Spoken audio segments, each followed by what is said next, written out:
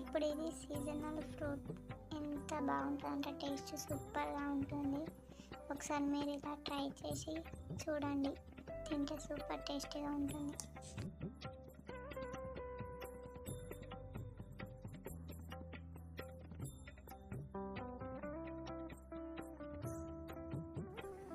చిన్న ముక్కలుగా కట్ చేసుకొని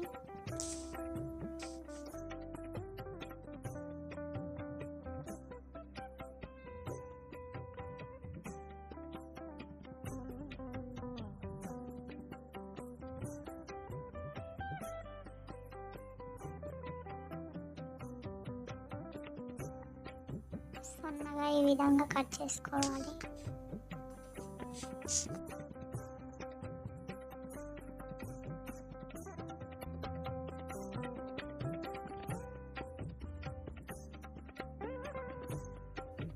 కట్ చేసిన ముక్కలపై కొంచెం కారం,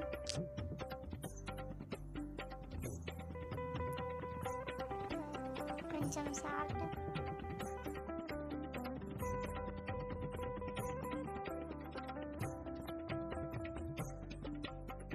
కారం సాల్ట్ చల్లుకొని తినాలి. సీజనల్ ఫ్రూట్ మనకి ఎప్పుడు దొరకదు, ఎండాకాలంలోనే దొరుకుతుంది. నేను తిని చూసాను, సూపర్ టేస్టీగా ఉంది.